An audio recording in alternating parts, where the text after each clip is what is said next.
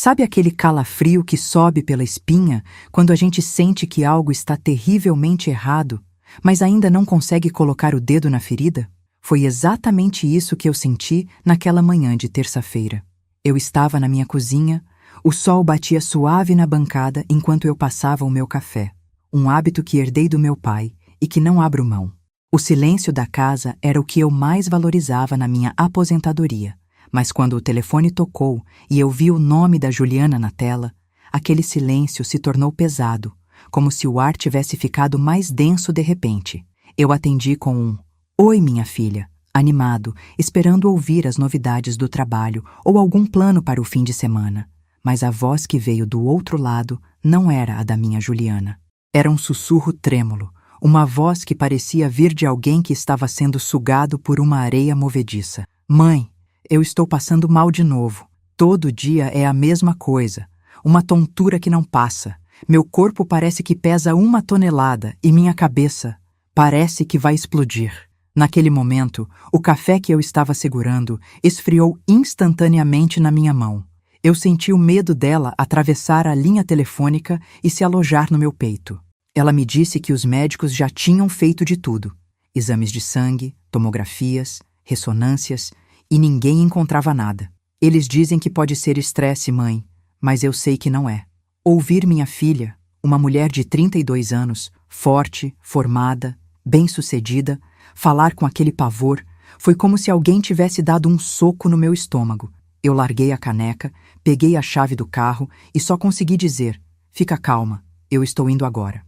Enquanto eu dirigia em direção à casa dela, o trajeto que eu fazia em 20 minutos pareceu levar horas. Eu não conseguia parar de pensar que a Juliana sempre foi o retrato da saúde. Ela nunca foi de reclamar de dorzinha de cabeça. Nunca foi de frescura.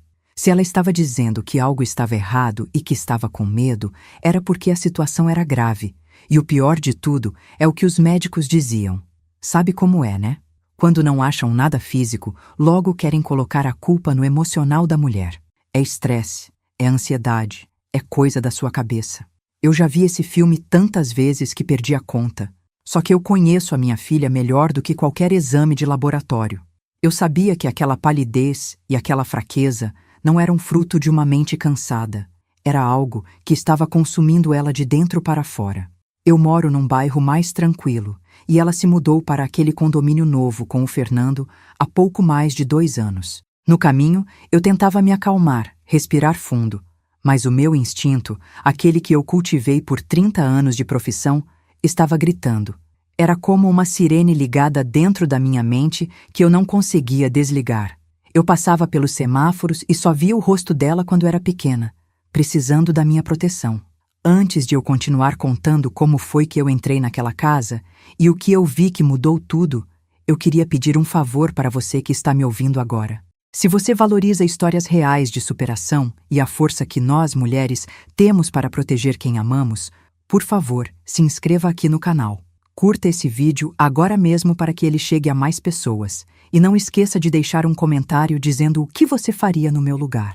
Compartilhe com suas amigas e nos grupos de família, porque a gente nunca sabe quem pode estar precisando ouvir um alerta como esse. O seu apoio é o que me motiva a abrir meu coração e contar esses relatos de vida que muitas vezes parecem inacreditáveis, mas que acontecem bem debaixo do nosso nariz. Mas voltando àquela manhã, enquanto eu segurava o volante com tanta força que meus dedos estavam brancos, eu comecei a mergulhar nas lembranças da minha própria trajetória.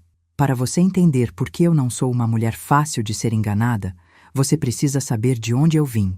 Eu sou a Roberta Mendonça, e por 3 décadas o meu escritório não foi uma sala bonita com vista para o mar, mas sim as delegacias de polícia mais movimentadas do estado.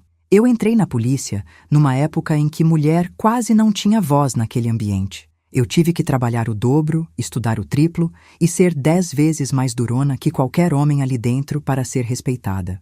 Eu perdi a conta de quantas noites passei em claro, em cima de processos, de quantas cenas de crimes eu visitei e de quantos olhares cínicos de criminosos eu tive que encarar.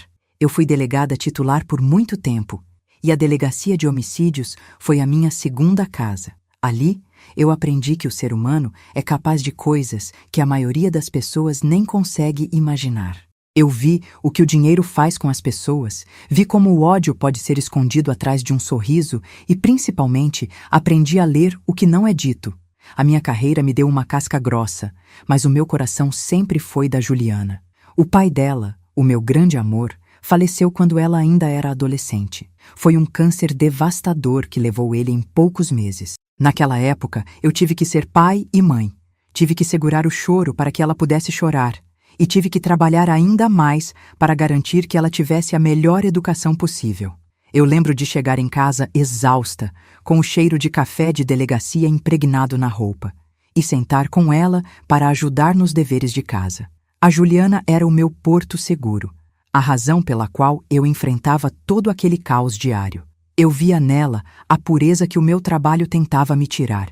Ela se tornou uma farmacêutica brilhante, sempre muito cuidadosa com tudo, meticulosa com remédios e dosagens. Por isso, quando ela me ligou dizendo que não entendia o que estava acontecendo com o próprio corpo, aquilo me acendeu um alerta vermelho gigante. Uma farmacêutica que conhece cada composto químico não ficaria assustada com uma simples indisposição.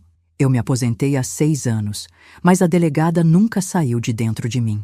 Sabe como é, né? A gente pendura o distintivo, mas o olhar de investigadora a gente leva para o resto da vida.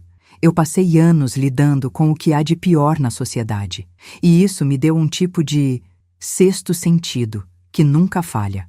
Eu via padrões onde as pessoas viam coincidências. Eu via intenções onde as pessoas viam acidentes. E quando a Juliana começou a passar mal, há umas 3 semanas, eu comecei a anotar mentalmente os detalhes. Ela dizia que era uma coisa que vinha em ondas. Um dia estava bem, no outro mal. E o Fernando, o marido dela, sempre foi o marido perfeito aos olhos de todo mundo. Atencioso, calmo, sempre ali do lado. Mas alguma coisa nele sempre me deixou com o pé atrás. Era uma coisa instintiva, sabe? Aquele excesso de polidez que parece uma máscara bem colada. Eu tentava relevar, afinal, era o homem que a minha filha escolheu e eu queria ver ela feliz. Mas naquele dia, dirigindo para a casa deles, todas as interações que eu tive com o Fernando nos últimos meses começaram a passar pela minha cabeça como um filme em câmera lenta. Eu lembrei da festa de aniversário dela, 3 meses atrás. O Fernando estava muito interessado em saber sobre o seguro de vida que eu tinha feito para a Juliana quando ela ainda era pequena e que eu mantinha até hoje. Ele perguntava sobre valores, sobre cláusulas de sucessão, tudo com aquele tom de "estou apenas preocupado com o nosso futuro".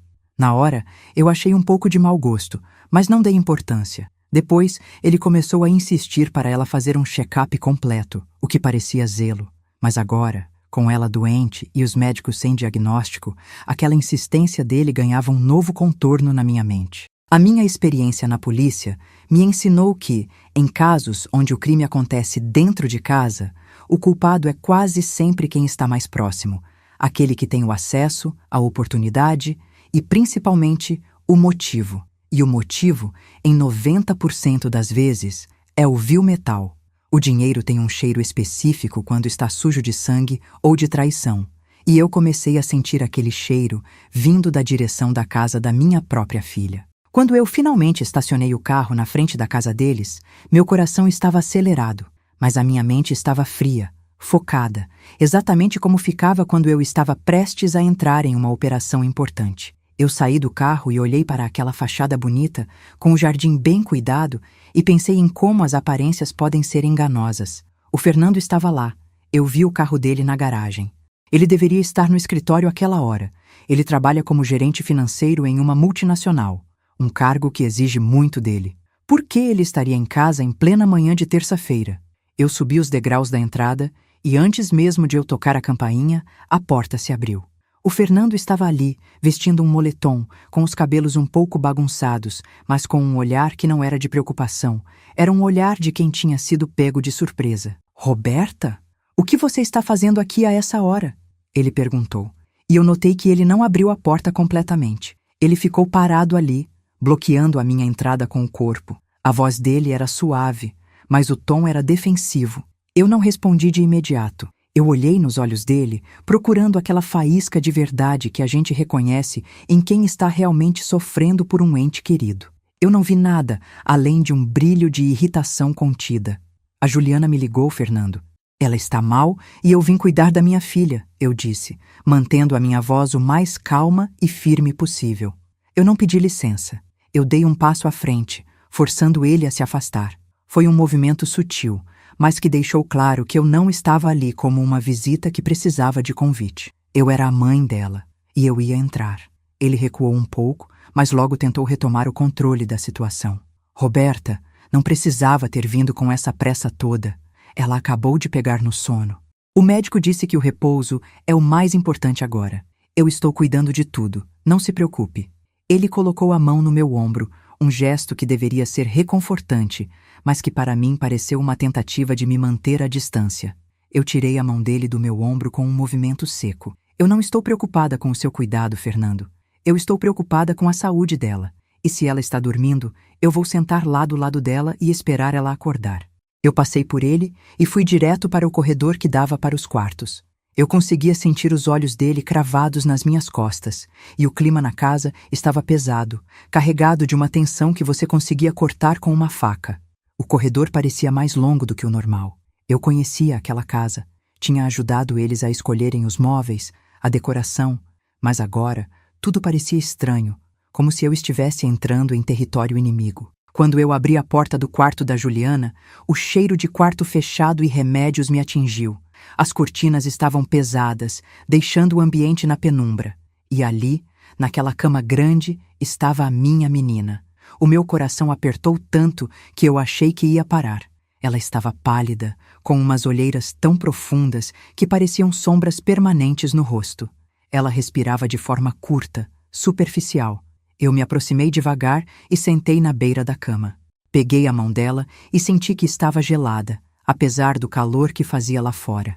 Ela abriu os olhos devagar, tentou focar em mim e quando percebeu que era eu, um pequeno brilho de alívio surgiu naqueles olhos tão cansados.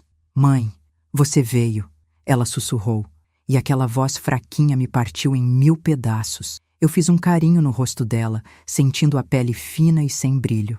"Claro que eu vim, meu amor. Eu não ia deixar você sozinha." Nesse momento, eu ouvi um barulho na porta. Era o Fernando parado ali, nos observando. Ele não entrou no quarto, ficou apenas na moldura da porta, com o celular na mão. "Eu disse que ela precisava de silêncio, Roberta." Ele falou, com um tom de repreensão que me fez ferver por dentro. Eu não olhei para ele. Continuei focada na minha filha. O que ela precisa é de cuidado e de descobrir o que está causando isso nela. Respondi sem desviar o olhar da Juliana. Eu comecei a fazer perguntas baixinho para ela, tentando entender a rotina dos últimos dias. Ela me disse que as crises de náusea pioravam sempre depois das refeições, principalmente pela manhã. Eu tomo meu café, tento comer alguma coisa e logo depois parece que meu estômago vira do avesso. Eu guardei aquela informação. Na minha cabeça, as peças do quebra-cabeça começavam a se mover, mas ainda faltava muito para o quadro ficar claro. Eu sabia que precisava agir com cautela. Se o que eu estava suspeitando fosse verdade, eu não estava lidando apenas com um genro difícil. Eu estava lidando com um criminoso que tinha total acesso à vítima. Eu decidi que não ia sair dali. Disse ao Fernando que ia preparar uma sopa para a Juliana, algo leve que ela conseguisse manter no estômago. Ele tentou protestar, disse que ele mesmo faria mais tarde, mas eu fui irredutível. "Eu conheço o tempero que ela gosta, Fernando. Pode deixar que eu assumo a cozinha agora." Eu fui para a cozinha e comecei a mexer nos armários, procurando os ingredientes.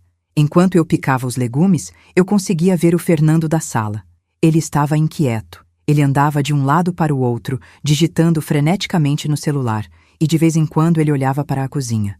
Ele não parecia um marido preocupado com a esposa doente. Ele parecia um homem sob pressão. Alguém que estava perdendo o controle de uma narrativa que tinha planejado cuidadosamente. E foi ali, entre o barulho da faca na tábua de madeira e o som da água fervendo, que eu decidi que ia investigar cada detalhe da vida dele.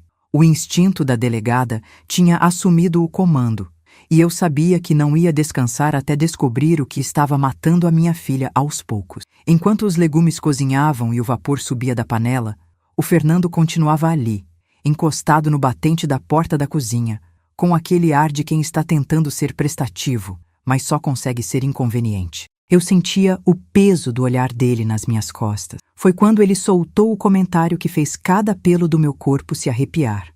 Ele guardou o celular no bolso, deu um suspiro forçado e perguntou, como quem não quer nada: Roberta, você sabe se o plano de saúde da Juliana cobre internação longa?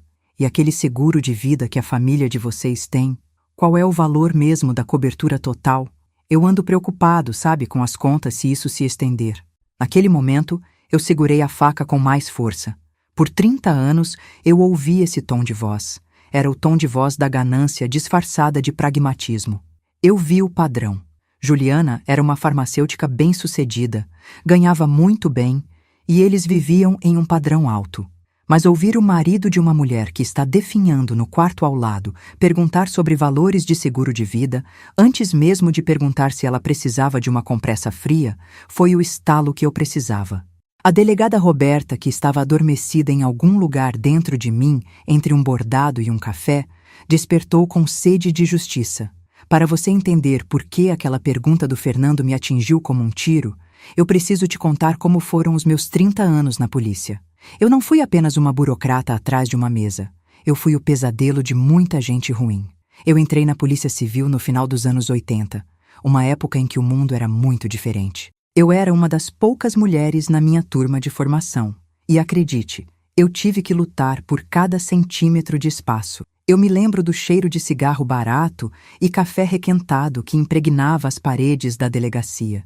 Lembro da textura dos processos antigos, pilhas de papel que escondiam tragédias humanas. Eu passei por muitas divisões, mas foi na de homicídios e crimes contra a pessoa que eu me encontrei.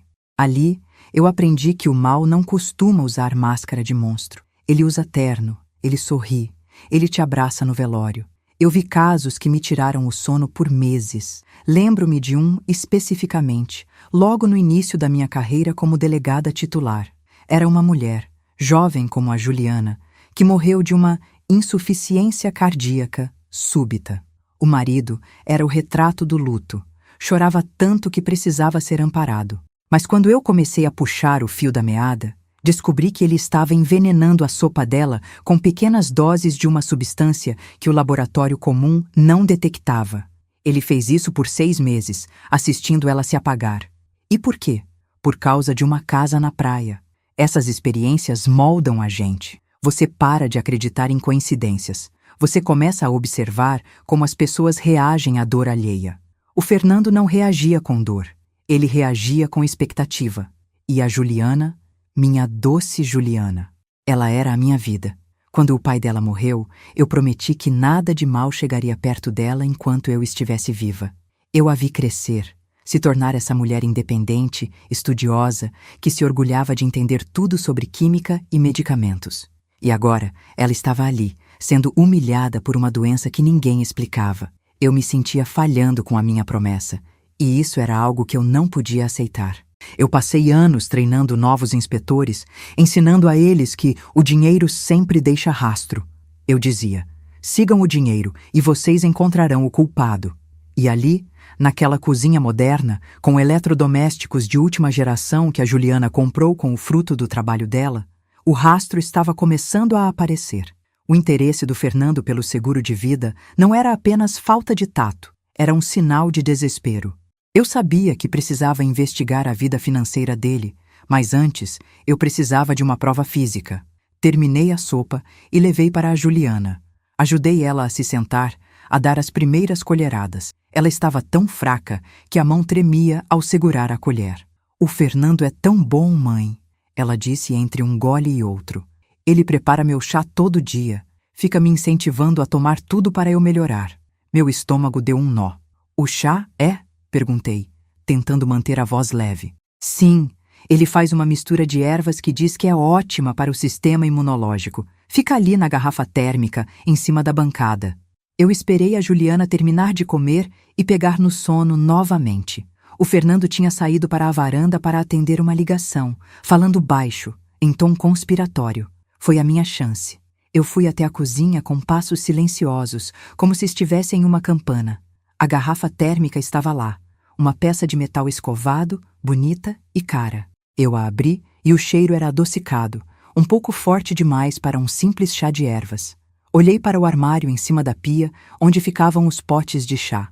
Tudo parecia em ordem, mas o meu instinto dizia que o segredo não estava nas ervas em si, mas no que era adicionado a elas. Eu não pensei duas vezes. Abri a minha bolsa, peguei uma garrafinha de água mineral que eu sempre carregava, esvaziei o conteúdo na pia e despejei um pouco do chá da garrafa térmica ali dentro. Fechei bem, escondi no fundo da bolsa, entre os meus pertences. Quando o Fernando voltou para a cozinha, eu estava lavando a louça da sopa, agindo como se fosse apenas uma mãe preocupada, fazendo tarefas domésticas. Já terminou, Roberta? Eu posso assumir agora. Você deve estar cansada, ele disse, se aproximando. Já terminei, Fernando. Vou para casa descansar um pouco, mas volto amanhã cedo. Respondi, dando um sorriso que não chegou aos meus olhos. Entrei no meu carro e, antes de ligar o motor, eu apenas respirei. Minhas mãos estavam suando. Eu estava sentindo aquela adrenalina de novo, a mesma que sentia antes de dar uma voz de prisão. Mas desta vez era pessoal. Era a vida da minha filha que estava em jogo. Eu peguei o celular e disquei um número que eu não chamava há algum tempo. Marcos, é a Roberta. Sim, a delegada. Preciso de um favor imenso, e tem que ser agora. Preciso que você analise uma amostra de líquido para mim. Tem que ser discreto, Marcos. Não pode passar pelo sistema oficial ainda. O Marcos foi o melhor perito forense com quem já trabalhei. Ele se aposentou pouco depois de mim e abriu um laboratório particular de análises toxicológicas. Ele era metódico, rápido e, acima de tudo, leal. O que você suspeita, Roberta? A voz dele soou grave do outro lado. Eu olhei para a casa da Juliana pelo retrovisor e respondi com a voz mais firme que consegui. Eu suspeito que a minha filha está sendo envenenada pelo próprio marido. E se eu estiver certa, Marcos, eu vou precisar de cada detalhe do que tem nesse líquido para colocar aquele desgraçado atrás das grades. Ele me deu o endereço do laboratório dele e disse que me esperaria. Enquanto eu dirigia pela cidade, a paisagem passava como um borrão. Eu só conseguia pensar no rosto da Juliana, na palidez dela, e na audácia daquele homem de tentar matar a minha filha debaixo do meu nariz. Ele achava que, por eu ser uma mulher de 64 anos, aposentada, eu ia apenas chorar no pé da cama dela e rezar para ela melhorar. Ele achava que eu era inofensiva. Esse foi o erro dele. Ele esqueceu que uma leoa, mesmo velha, ainda sabe como caçar e proteger a sua cria. E ele estava prestes a descobrir que a delegada Roberta Mendonça nunca se aposentou de verdade. Cheguei ao laboratório do Marcos já no final da tarde. Ele me recebeu com um abraço rápido e pegou a garrafinha da minha mão. Vou passar isso na frente de tudo, Roberta. Me dá 48 horas. Análises de venenos em doses baixas são complicadas. Precisam de reagentes específicos. Eu concordei, mas avisei que enquanto ele trabalhava no laboratório, eu ia trabalhar nas ruas. Eu precisava saber quem era o Fernando de verdade. O homem que se casou com a minha filha há 3 anos não podia ser o mesmo que estava tentando matá-la agora. Ou talvez sempre fosse, e nós é que não tínhamos visto. Voltei para casa, mas não consegui dormir. Abri o meu computador e comecei a usar os meus antigos contatos e as ferramentas de busca que eu ainda dominava. Eu precisava ver as finanças. Comecei a puxar o histórico do Fernando. O que eu encontrei nas primeiras horas de pesquisa me deixou com o sangue fervendo. O gerente financeiro de sucesso estava com o nome em várias listas de restrição de crédito. Ele tinha dívidas em cassinos online, empréstimos com juros abusivos, e o apartamento deles, que eu sabia estar no nome da Juliana, era a única garantia real que ele tinha. O padrão estava se completando. Dívidas de jogo, um seguro de vida de milhões feito recentemente e uma esposa farmacêutica que adoece misteriosamente. Eu já tinha prendido muita gente por muito menos do que isso. No dia seguinte, eu não fui apenas visitar a Juliana. Eu fui como uma sombra. Eu queria ver como o Fernando agia quando achava que ninguém estava olhando. Eu cheguei mais cedo do que o combinado e usei a minha chave reserva. Entrei em silêncio e ouvi a voz dele vinda da cozinha. Ele estava falando ao telefone novamente. Não, eu já disse que vai ser logo. Os médicos não sabem o que é, então ninguém vai suspeitar. O pagamento do seguro sai rápido nesses casos. Só preciso de mais um pouco de tempo. Eu senti uma vontade imensa de invadir aquela cozinha e acabar com tudo ali mesmo, mas a delegada em mim gritou mais alto. Sem provas, ele sai livre. Espera o laudo. Eu recuei, bati a porta com força para ele saber que eu tinha chegado e entrei na cozinha com o meu melhor sorriso de vovó. Ele tomou um susto, quase derrubou o celular. Roberta, que cedo você chegou, ele disse, tentando recompor a máscara de genro perfeito. Não consegui dormir, Fernando. Estava preocupada com a minha menina. Respondi, passando por ele e indo direto para o quarto. A Juliana parecia um pouco melhor naquela manhã, mas ainda era uma sombra do que já foi. Eu fiquei ali o dia todo, observando cada movimento, cada copo de água que ele oferecia, cada chá de ervas que ele trazia. Eu não deixei ela tomar nada que eu não tivesse visto de onde veio, inventando desculpas, mudando os copos de lugar. O Fernando estava ficando visivelmente irritado com a minha presença constante, mas ele não ousava me enfrentar abertamente. Ele ainda achava que podia me manipular. Mal sabia ele que o tempo dele estava correndo e o cronômetro estava nas mãos do Marcos, lá no laboratório. Aquelas 48 horas de espera pelo laudo do Marcos foram, sem dúvida, as mais longas da minha vida. Eu me sentia de volta ao início da minha carreira, quando eu ainda era uma inspetora novata e passava noites em claro esperando o resultado de uma perícia que poderia definir o destino de um caso. Mas agora era diferente. Não era o destino de um estranho que estava em jogo, era o futuro da minha única filha. Eu olhava para a Juliana e via nela o reflexo de tantas vítimas que passaram pela minha mesa ao longo de 32 anos. Vítimas que, muitas vezes, não tiveram alguém que as protegesse, alguém que soubesse ler os sinais antes que fosse tarde demais. Para você ter uma ideia do peso que eu carregava, preciso te contar sobre um dos primeiros casos que me marcaram na delegacia de homicídios, lá em 1994. Era uma mulher chamada Helena. Ela era doce, gentil, e o marido dela, um homem de aparência impecável, chorava no meu ombro, dizendo que ela estava definhando por causa de uma depressão profunda. Ele dizia que ela se recusava a comer, que estava perdendo a vontade de viver. Eu, na época, ainda jovem e tentando provar meu valor, senti que havia algo errado na forma como ele descrevia a tristeza dela. Era técnico demais, frio demais. Eu insisti em uma exumação quando ela faleceu, contra a vontade de todos. No fim, descobrimos que ele estava usando defensivos agrícolas em doses homeopáticas na comida dela. Ele queria o seguro de vida para pagar dívidas de uma fazenda que estava perdendo. Aquele caso me ensinou que o mal não tem pressa. Ele é paciente, ele é metódico e ele se alimenta da nossa confiança. Eu via o Fernando e via aquele mesmo padrão se repetindo como uma sombra vinda do passado. Naquela tarde, enquanto eu fingia ler uma revista na sala da Juliana, eu observei ele preparando o chá. Ele usava luvas, o que ele justificava dizendo que era por causa de uma alergia a certos componentes das ervas. Eu vi a maneira como ele mexia a colher, o cuidado quase cirúrgico com que despejava o líquido na garrafa térmica. Ele não estava fazendo um chá. Ele estava preparando uma dose. Cada movimento dele era calculado. Quando a Juliana acordou, ele levou a xícara para ela com um sorriso que não chegava aos olhos. Eu tive que me segurar para não pular no pescoço dele ali mesmo. Mas eu sabia que, se eu fizesse um escândalo sem provas, ele a levaria para longe de mim, e eu nunca mais a veria viva. Naquela noite, voltei para o meu computador. Eu precisava de mais do que apenas suspeitas de envenenamento. Eu precisava do motivo escancarado. Usei um acesso que ainda tinha a um antigo sistema de consultas e comecei a cavar fundo na vida financeira do Fernando. O que eu encontrei me deu náuseas. Ele não era apenas um homem com dívidas, ele era um apostador compulsivo. Nos últimos 6 meses, ele tinha perdido mais de R$500 mil em sites de apostas internacionais. Ele tinha pego empréstimos com pessoas que você não quer como inimigas.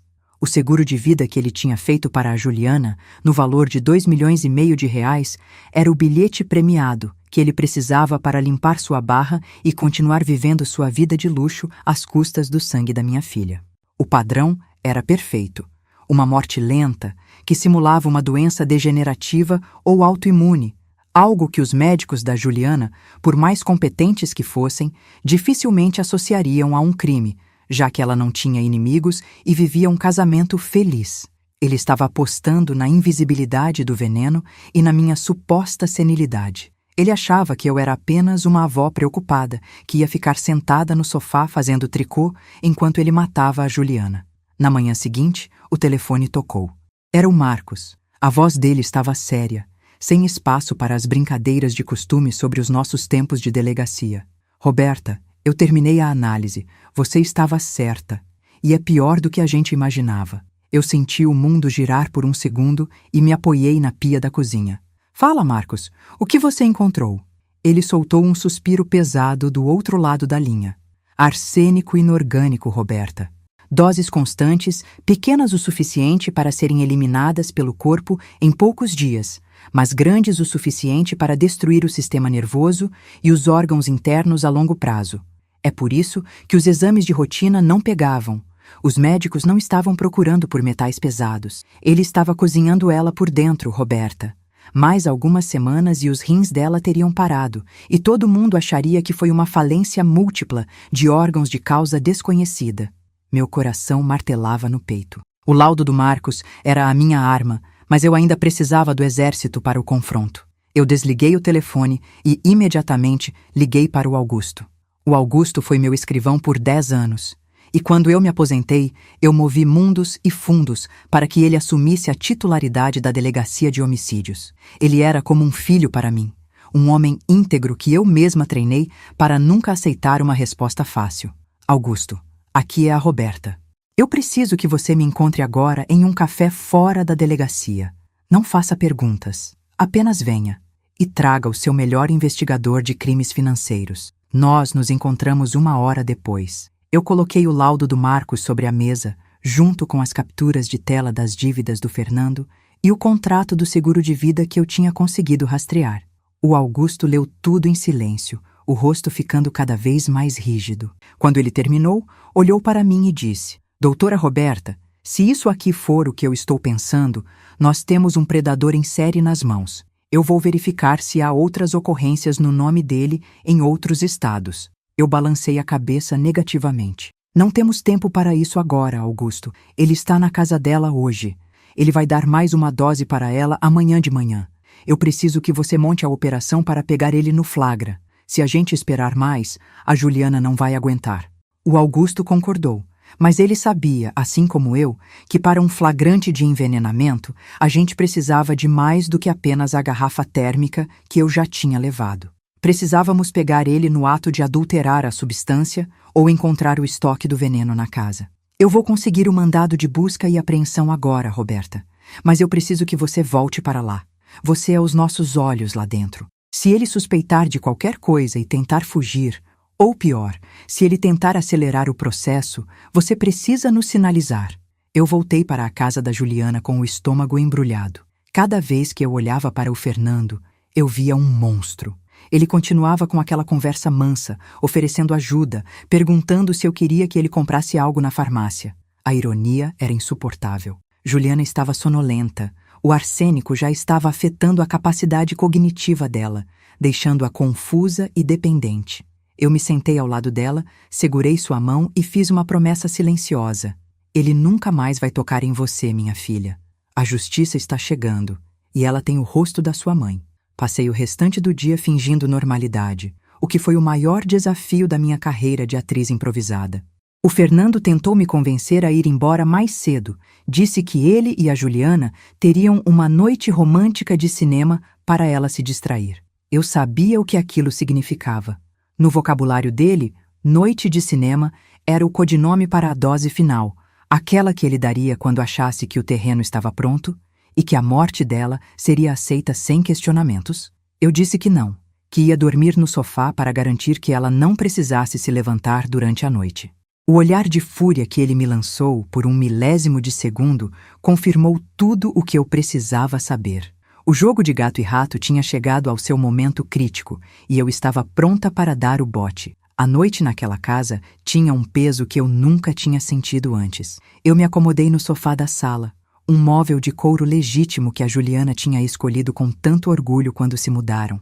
Eu me cobri com uma manta, mas não fechei os olhos. No escuro, todos os sentidos ficam mais aguçados. Eu ouvia o tic-tac do relógio na parede, o barulho da geladeira na cozinha e, principalmente, os passos do Fernando no andar de cima. Ele andava de um lado para o outro, um caminhar impaciente, pesado. Eu sabia que ele estava furioso. Minha presença ali era o obstáculo entre ele e o desfecho que ele tinha planejado para a vida da minha filha. Enquanto eu vigiava o silêncio, minha mente viajava de volta para os anos 90, para os corredores frios da delegacia. Eu me lembrava de como eu montava os meus perfis psicológicos. O Fernando se encaixava perfeitamente no perfil do predador oportunista. Esse tipo de criminoso não tem pressa até que o cerco começa a fechar. Quando eles sentem que estão perdendo o controle, eles se tornam erráticos. E era isso que eu temia. Eu precisava ser a barreira física entre ele e o quarto da Juliana. Eu pensava no meu falecido marido, no quanto ele estaria orgulhoso e ao mesmo tempo apavorado. Ele sempre dizia que eu tinha um olhar de raio-x para o caráter das pessoas. Eu só desejava ter usado esse olhar com mais rigor quando a Juliana o trouxe para jantar pela primeira vez. Mas a gente sempre quer acreditar na felicidade dos filhos, e esse é o nosso ponto cego. Lá pelas 3 da manhã, eu ouvi a porta do quarto dele se abrir. Eu não me mexi. Mantive a respiração compassada, fingindo um sono profundo. Eu vi a silhueta dele no topo da escada. Ele ficou parado ali por um longo tempo, apenas observando a sala escura. Eu sentia o olhar dele queimando sobre mim. Ele desceu os degraus lentamente, tentando não fazer barulho. Ele foi até a cozinha. Eu ouvi o som suave da tampa da garrafa térmica sendo aberta. Meu coração disparou, mas eu permaneci imóvel. Ele não estava fazendo chá àquela hora. Ele estava conferindo o instrumento do crime. Ouvi o som de algo sendo pingado, um estalido quase imperceptível de um frasco sendo fechado. A audácia dele, em plena madrugada, comigo ali a poucos metros, era a prova definitiva do seu desespero. Ele voltou para cima e o silêncio retornou. Mas para mim, a noite já tinha acabado. A prova que o Augusto precisava estava ali, sendo preparada para o café da manhã. O sol começou a entrar pelas frestas da persiana por volta das 6h30. Eu me levantei, fui até o banheiro, joguei uma água gelada no rosto e preparei o meu espírito. Eu sabia que as próximas horas definiriam o resto das nossas vidas. Pouco depois, o Fernando desceu, já vestido para o trabalho, impecável como sempre. Ele me deu um bom dia seco e foi direto para a cozinha. Vou preparar o café da Juliana, Roberta. Pode deixar que eu levo para ela, ele disse, com uma voz que tentava soar casual, mas que carregava uma nota de urgência. Não precisa se incomodar, Fernando. Eu já acordei. Vou ajudá-la a se trocar. E a gente toma café juntas no quarto. Respondi, entrando na cozinha e me posicionando perto da bancada. Ele parou com a xícara na mão, o rosto ficando vermelho. Eu insisto. É um hábito nosso. Eu cuido do chá dela. Ela gosta do jeito que eu faço. Eu olhei fixamente para a garrafa térmica. Eu imagino que ela goste, Fernando. Afinal, é um tempero bem específico, não é? Ele congelou. A máscara começou a trincar. Antes que ele pudesse responder, o som de carros freando bruscamente na frente da casa quebrou a tensão. O som de passos pesados subindo a varanda e a voz forte do Augusto ecoou. Polícia! Abram a porta! O Fernando empalideceu. Ele olhou para a porta e depois para mim. E pela primeira vez, eu vi o medo puro nos olhos dele. Ele tentou pegar a garrafa térmica, talvez para derramar o conteúdo na pia, mas eu fui mais rápida. Eu segurei o braço dele com uma força que eu nem sabia que ainda tinha.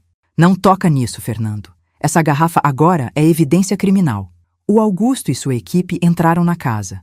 Ver o Augusto com o distintivo no peito, liderando aquela operação, foi como ver o reflexo do meu próprio passado vindo fazer justiça no presente. Fernando dos Santos, você está preso por tentativa de homicídio qualificado e envenenamento, o Augusto disse enquanto os investigadores o algemavam.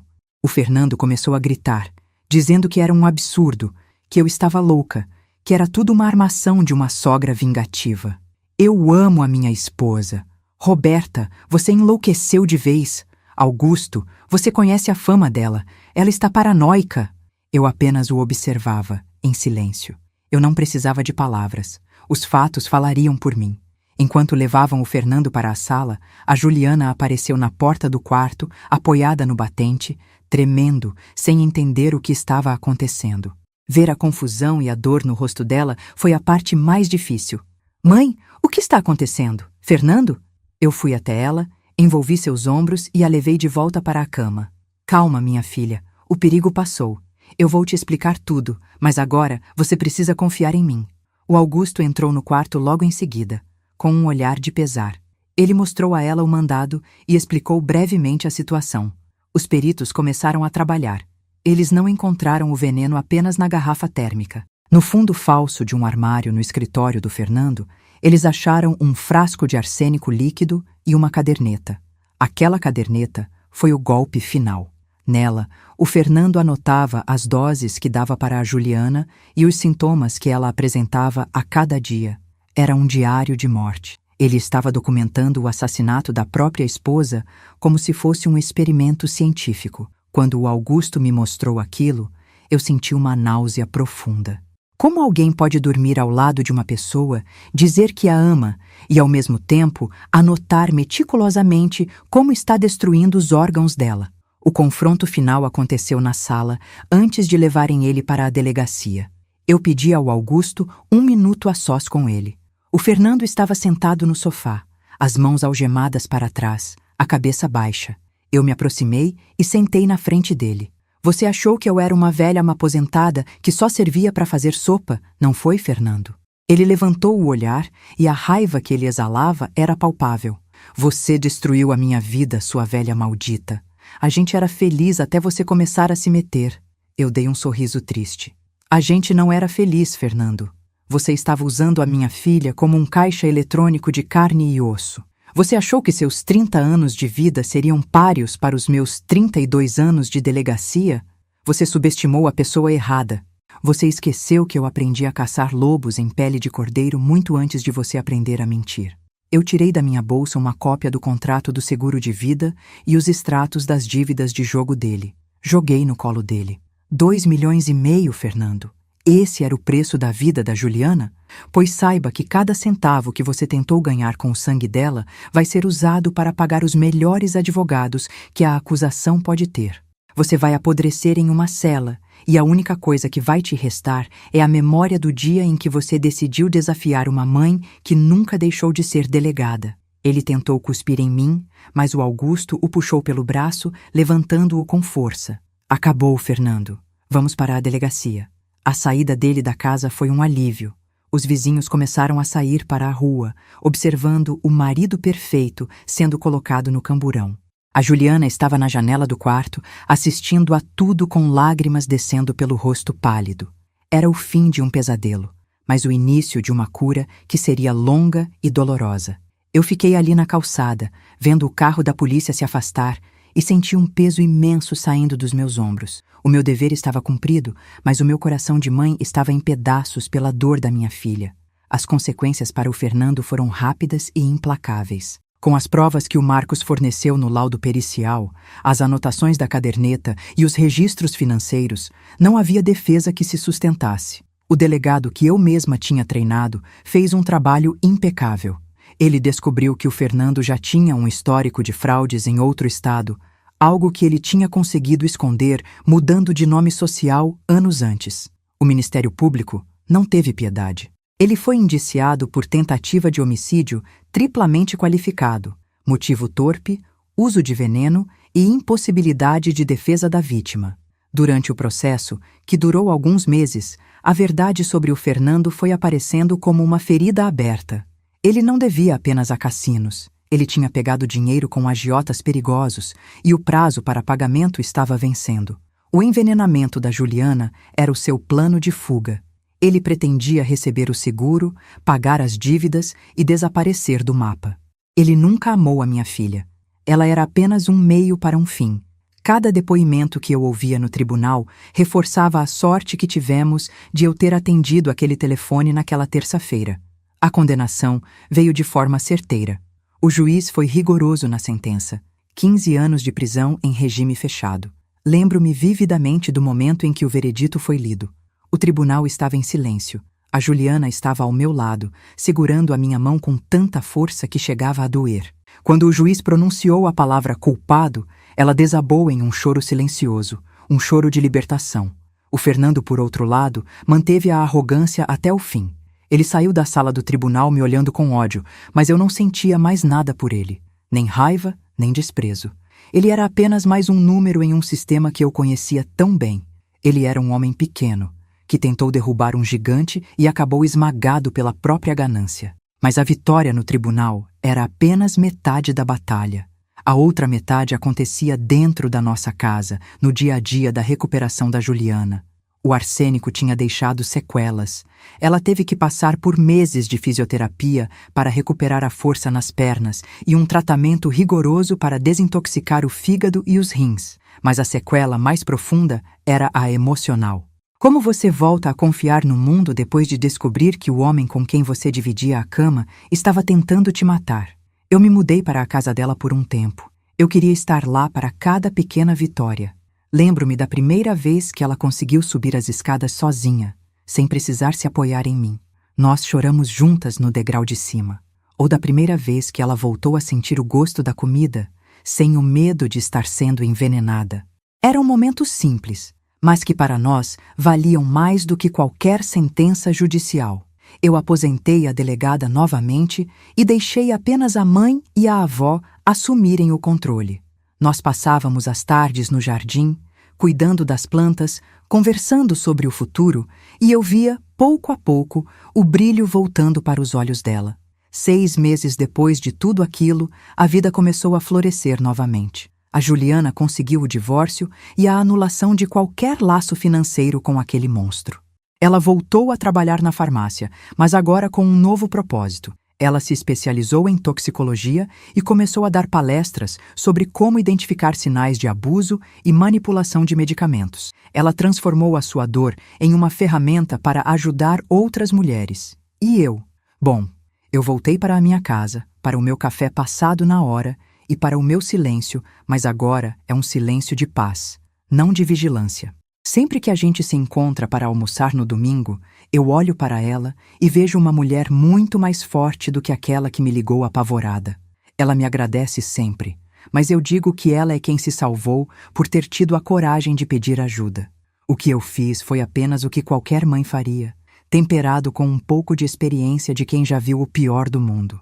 A nossa história virou um exemplo na cidade, um lembrete de que a justiça pode tardar, mas quando é movida pelo amor de uma mãe e pela competência de quem sabe o que faz, ela não falha. Fernando continua atrás das grades, e eu espero que ele use esse tempo para refletir sobre o erro monumental que foi subestimar uma mulher que passou a vida inteira caçando gente como ele.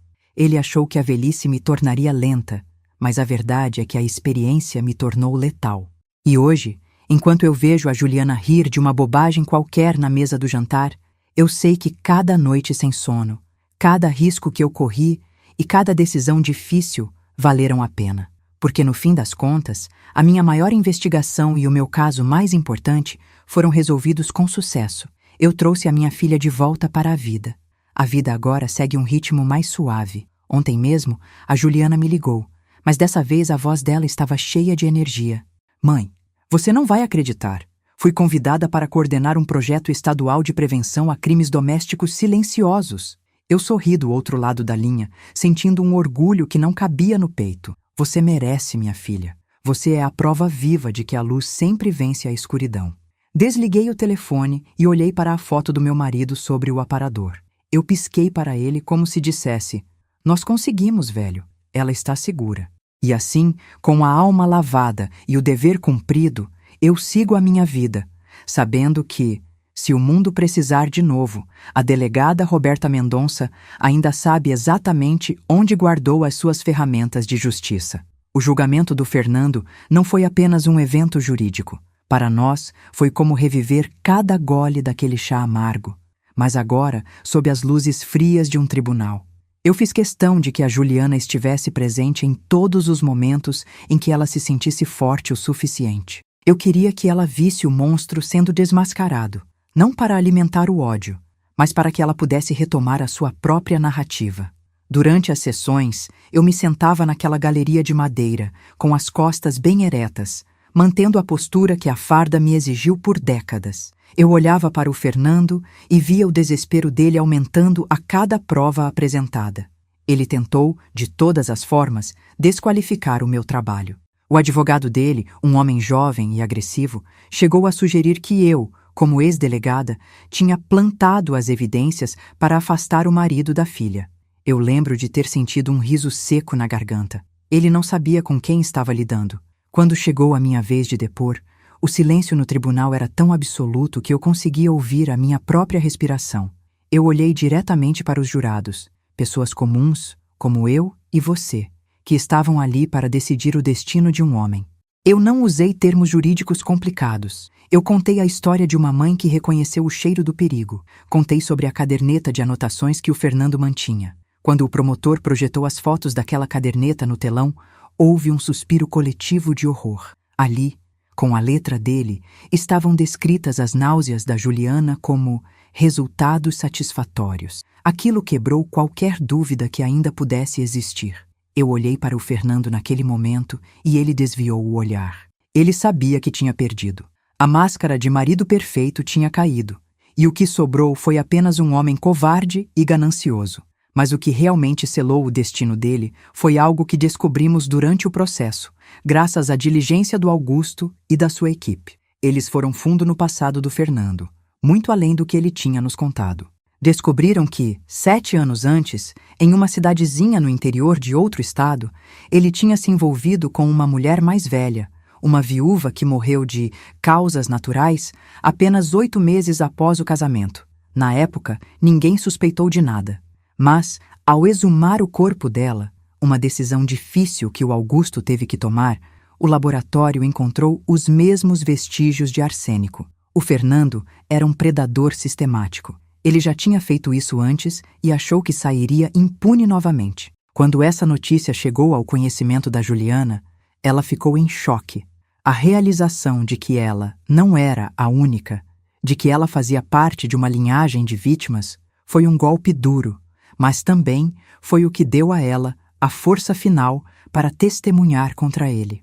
O depoimento da Juliana foi o momento mais emocionante de todo o julgamento. Ela entrou na sala caminhando com uma leve dificuldade, apoiada em uma bengala elegante que eu a ajudei a escolher. Ela não olhou para o Fernando nem por um segundo. Ela falou sobre a confiança que tinha nele, sobre como ela bebia o chá sentindo que estava sendo amada e cuidada, quando na verdade estava sendo morta. Ele olhava nos meus olhos enquanto eu passava mal e dizia que tudo ficaria bem. Ela disse com a voz firme apesar das lágrimas. Ele me beijava na testa enquanto calculava quanto tempo eu ainda tinha. Aquelas palavras ecoaram nas paredes do tribunal. Eu nunca tive tanto orgulho da minha filha como naquele dia. Ela não era mais a vítima pálida e assustada. Ela era uma sobrevivente reivindicando a sua vida de volta.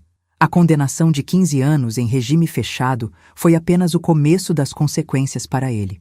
Na prisão, a vida de homens como o Fernando não é fácil. O sistema prisional tem as suas próprias regras, e quem comete crimes contra mulheres, especialmente de forma tão traiçoeira, costuma ocupar o degrau mais baixo daquela hierarquia. O Augusto me contou, meses depois, que o Fernando tinha sido isolado por segurança, vivendo em uma cela minúscula, sem o luxo e o conforto que ele tanto prezava. Ele perdeu tudo. O apartamento foi devolvido integralmente para a Juliana, as contas dele foram bloqueadas para pagar indenizações e ele se tornou um pária até para a própria família, que cortou relações assim que as provas do primeiro crime surgiram. Ele agora tem todo o tempo do mundo para olhar para as 4 paredes de concreto e lembrar do dia em que achou que podia ser mais esperto que uma mãe dedicada. Enquanto ele apodrece na cela, a nossa vida começou a ser reconstruída, peça por peça.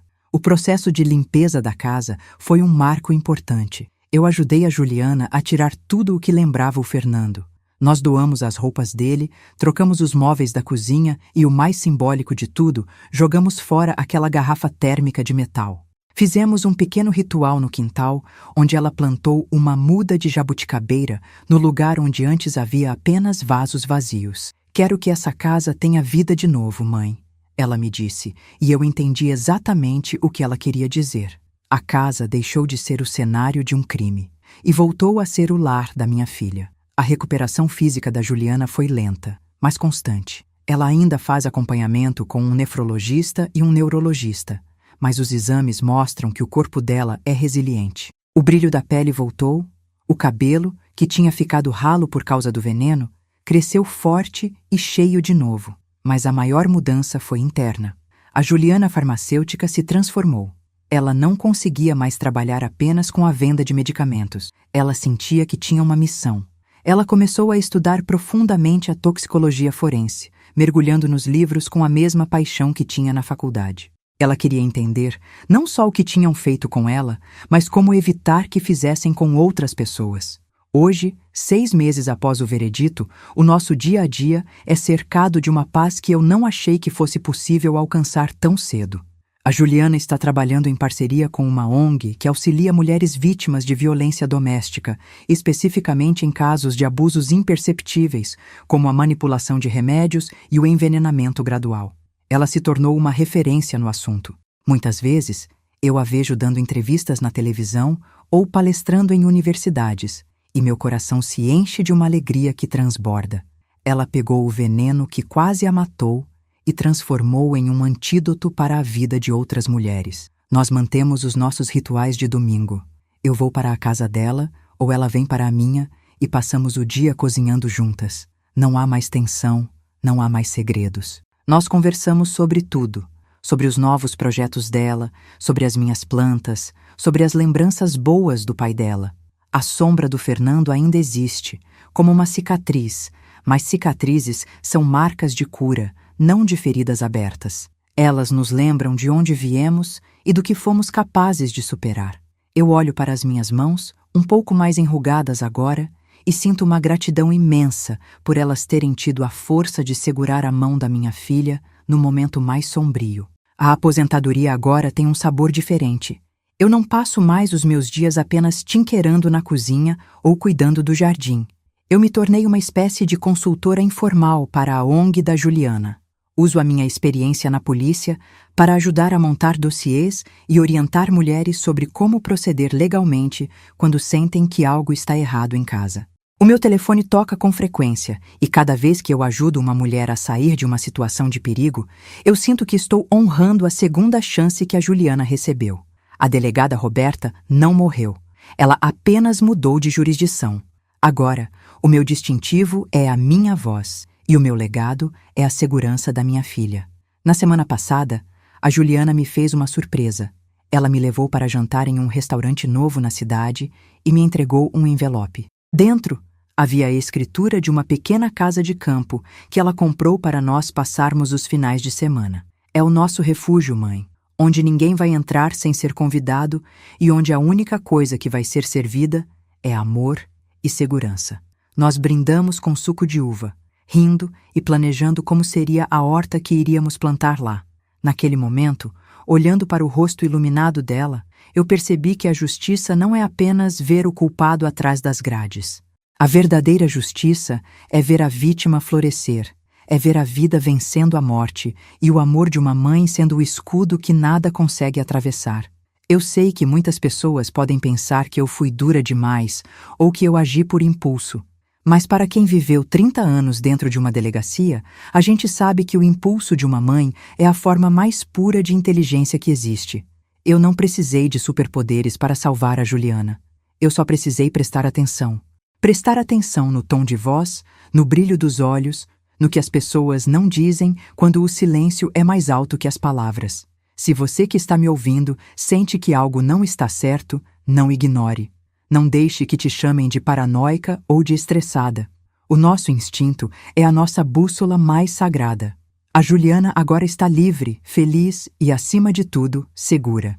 E eu sigo aqui, sendo a sua fortaleza e a sua maior fã. A história do Fernando serviu para mostrar que a maldade pode ser meticulosa, mas ela nunca será páreo para a determinação de quem ama de verdade. A minha missão foi cumprida. E se eu tivesse que fazer tudo de novo, cada noite em claro, cada investigação escondida, cada confronto tenso, eu faria sem hesitar um segundo. Porque no fim do dia, o que importa não são os anos que a gente tem na nossa identidade, mas a coragem que a gente carrega no peito para proteger o que é mais sagrado. E para mim, a Juliana sempre será o meu maior tesouro, a minha maior vitória e a prova viva de que, com uma mãe atenta e uma ex-delegada por perto, nenhum vilão tem chance de vencer.